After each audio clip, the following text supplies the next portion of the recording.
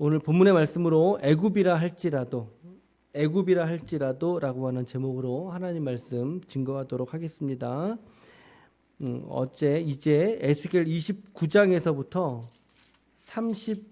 32장까지 이제 마지막 예언의 장입니다. 33장부터는 이제 이스라엘의 회복에 대한 말씀들로 조금 분위기가 전환되죠.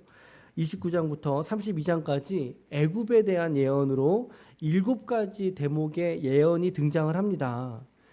그래서 구체적으로 이제 어디서부터 어디까지가 1예언, 2예언 그렇게 이제 구조를 나눠서 그것을 알고 있기보다 사실 더 중요한 것은 하나님의 심판의 대상 중에서 애굽도 포함이 된다. 애굽도 포함이 되더라. 그 시대의 열강 아닙니까?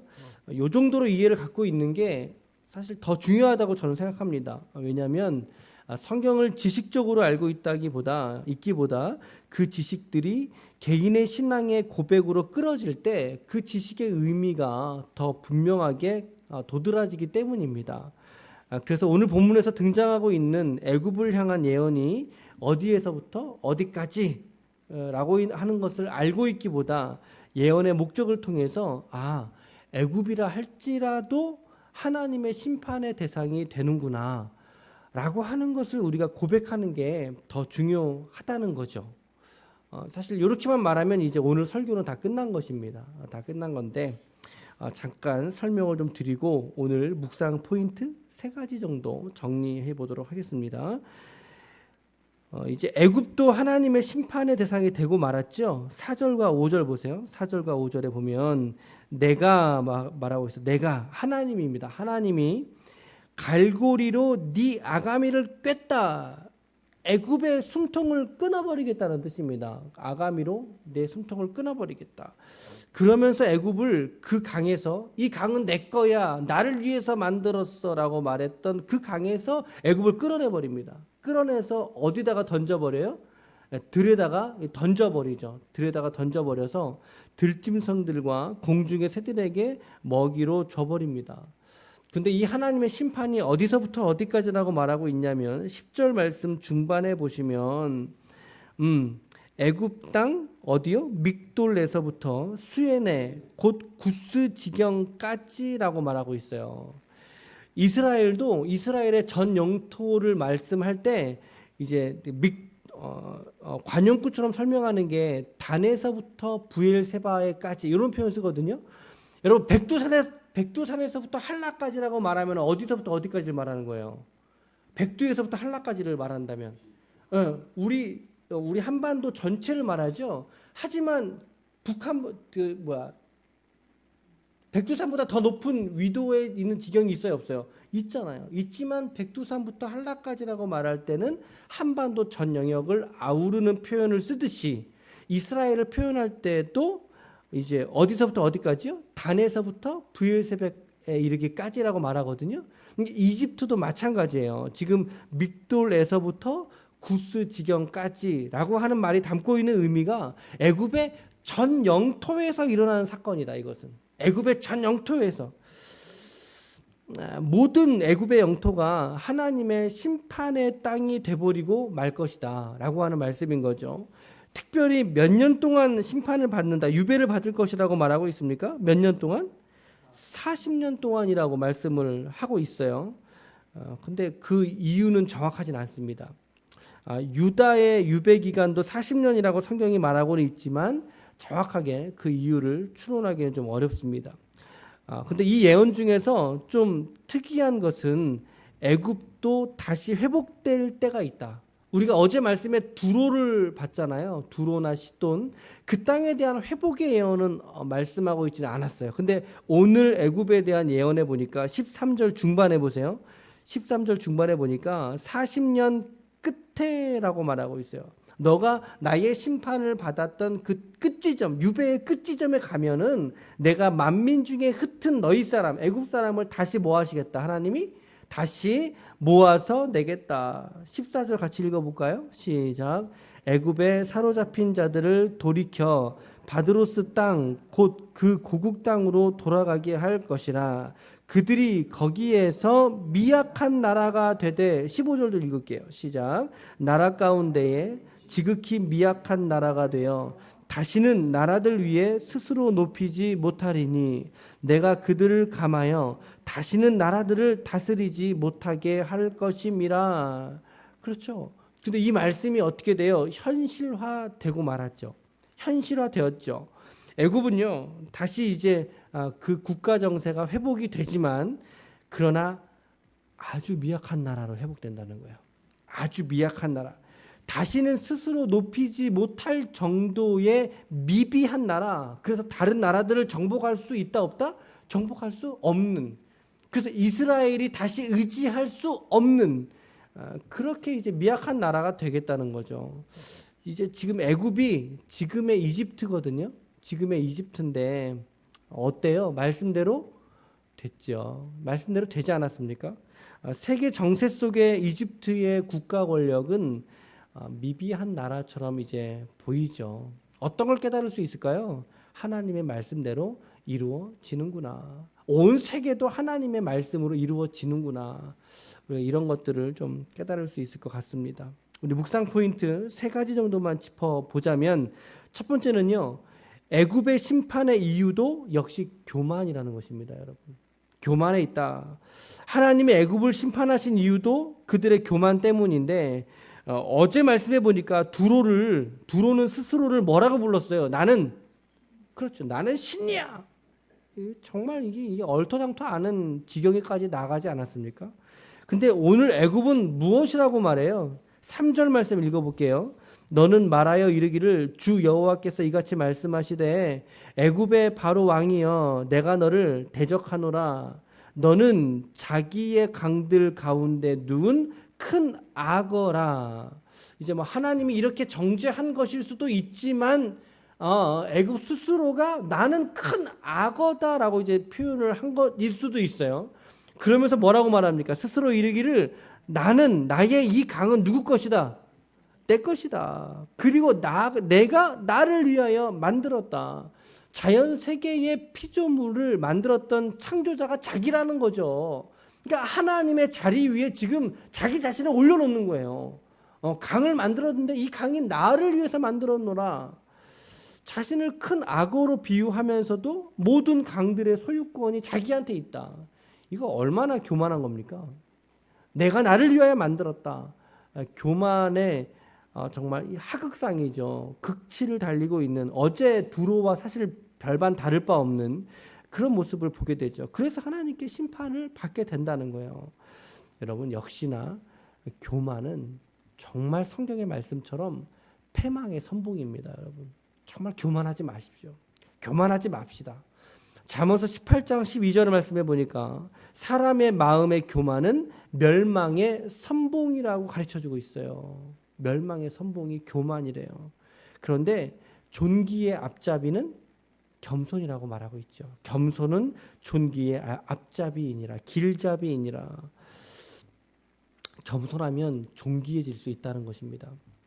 여러분 겸손함이 여러분과 저의 인격 안에서 잘 갖추어져 갈 수 있기를 축복합니다. 잘 갖추어져 갈 수 있기를 축복해요. 겸손은 존귀의 길잡이라. 두 번째 묵상 포인트는 이방인의 회복도 하나님의 주권 속에 있다는 것입니다. 이방인의 회복. 그렇죠. 애굽 땅의 회복. 애굽이 하나님에게 선택받은 민족이 아니에요. 선민 애굽이 아니에요. 그저 열방이고 이방인일 따름이죠. 그런데 하나님께서 어떻게 하세요? 그 땅도 회복시켜 주신다는 거예요. 회복시켜 주시잖아요. 그런데 미비한 나라로까지만 회복시키시죠. 미비한 나라까지만 회복시키시는 주권이 누구에게 있다? 하나님에게 있더라. 저는 여기서 이런 것 좀 묵상이 됐었어요.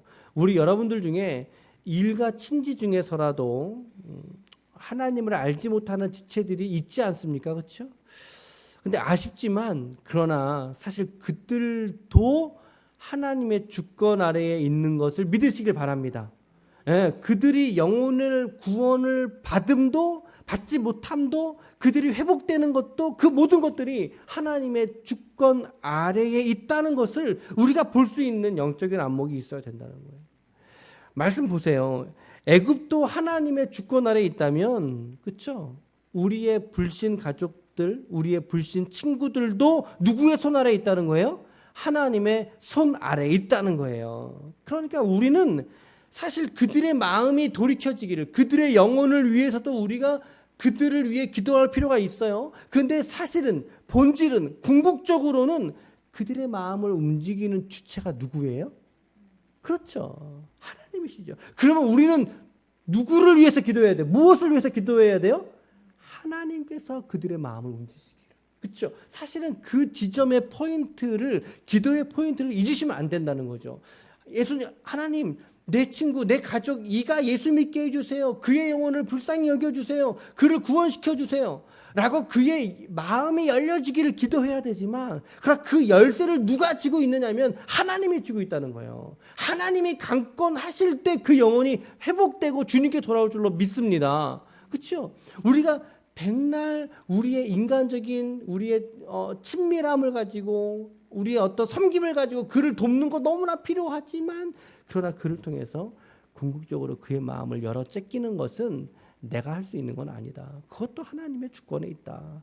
그러니까 우리가 두 가지의 종류의 기도를 해야 되는 거죠. 그의 마음이 열려지기를 뿐만 아니라 하나님께서 그를 불쌍히 여기셔서 하나님이 오늘 그를 구원하시기를 기도해야 된다.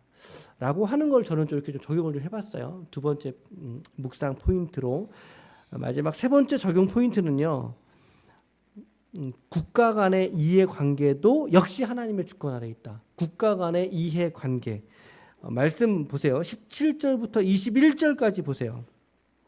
보니까 지금 두로에서 애굽으로서 느부갓네살이 받을 보상을 하나님이 애굽으로 주신다라고 하는 말씀이거든요. 이게 18절과 19절을 보십시오. 18절과 19절 제가 읽어볼게요. 인자야, 바벨론의 느부갓네살 왕이 그 군대로 두로를 치게 할 때, 두로와 전쟁을 벌일 때 크게 수고하였지 않느냐.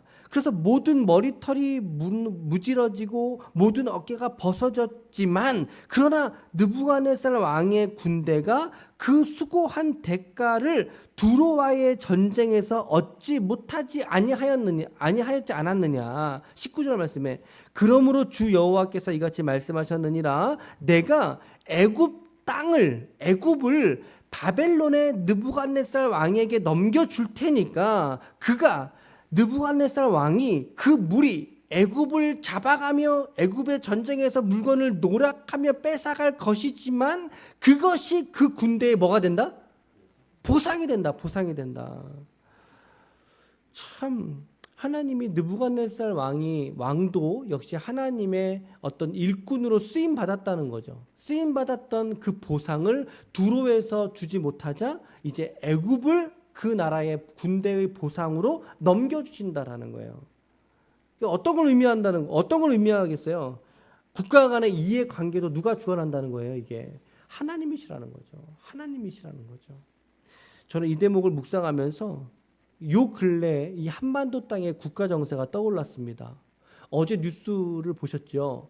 이제 미국의 옥수수를 얼마요? 3천억을 일본이 이제 매수하게 되었다고 합니다. 이런 뉴스를 좀 봤는데, 그러면서 이제 트럼프 대통령이 이번에 한국에서 우리 미소지아 이제 단절하는 거 결정했죠. 한일 군사정보 보호 협정을 종료하기로 했습니다. 근데 그걸 이제 또 이제 파기한 게 좀 애석하다, 뭐 우려를 표한다 이런 얘기도 하고, 우리의 이렇게 피로 맺어진 동맹국인데 근데 그런 이야기도 좀 했고, 그러면서 요새 한미일 정세가 좀 많이 대두되고 있잖아요. 거기에 이제 중국도 끼어 들어오고 러시아도 있고. 근데 이런 국가 정세 속에 끼어 있는 한국을 보게 되죠, 우리가. 과연 우리의 이익을 누가 보장해 주는 걸까요, 여러분? 한번 요거 생각해 보세요. 우리의 국가 이익을 누가 지켜주는 걸까요? 이거 미국이 우리의 국가 이익을 지켜주는 나라예요? 그렇게 보이십니까? 다른 민족이 아니라 저는 이 말씀을 묵상하다가 다시 한번 깨닫게 되는 것은, 그래, 이 모든 세계 정세의 국가 간의 이 이해관계도 결국에는 하나님이 하는 것이지, 그죠? 결국에는 이거 하나님이 하는 것이지 라고 하는 생각이 마음에 훅 들어오더라는 거죠. 지금 말씀을 보세요. 애굽을 하나님이 바벨론의 느부갓네살 왕에게 보상으로 주시잖아요. 그 국가 정세의 주도권이 누구에게 있다는 거예요? 하나님에게 있지 않습니까? 저는 이 말씀을 묵상하면서 우리나라 한반도의 국가 이익은 우리의 어떠한 노력 때문에 우리가 쟁취하는 그런 것이 아니라 하나님이 주실 때 우리가 누릴 수 있는 거다. 마찬가지죠. 미국도 마찬가지고 일본도 마찬가지죠. 우리가 너무나 국가 간에 있었던 이런 국가 정책들, 이런 결정에 의해서 우리가 마음이 그리스도인으로 너무 좌불안석하지 않았으면 좋겠어요. 아유, 어떡하냐. 이게 미국이 일본하고 이게 더 가깝고 우리랑은 멀어지는 거 아니냐. 너무 염려하지 마시고 하나님께 맡기자는 거죠. 맡기자는 거죠. 뭐 야당, 여당. 저는 사실 이렇게 별로 큰 관심이 없습니다만, 하나님께 맡기고, 종국에는 이 세계의 모든 이 그림들, 인류 역사의 모든 그림들 누가 쥐고 있어요, 여러분? 하나님이 쥐고 계신 거 아닙니까? 그 큰 그림 속에 하나님의 손에 움직여 나라들이 움직인다는 것을 우리가 깨달을 수 있다면요, 우리가 여당, 야당, 일본, 중국, 미국, 사실은 그게 본질이 아니라 우리들에게는 하나님이 본질이 되어야 할 줄로 믿으시길 바랍니다. 네, 여러분 그 믿음 속에서 여러분 너무 불안해하지 마십시오. 평안하시고 하나님께 이 나라의 주권을 맡겨드리는 기도를 우리가 하면 어떻겠어요? 저 이 마지막 대목에 이 구절들을 묵상하면서 요 근래 있었던 일들을 이제 떠올리게 되었습니다. 제가 오늘 세 가지의 적용 포인트 말씀을 드렸어요. 첫 번째는 애굽의 심판의 이유도 무엇이었다? 교만 때문이었다. 우리 교만하지 맙시다. 겸손함으로 내려갈 수 있기를 축복합니다. 하나님의 믿지 않는 이방인들의 회복, 이제 구원의 문제도 하나님의 주권에 달려 있는 문제더라. 알고 보니까.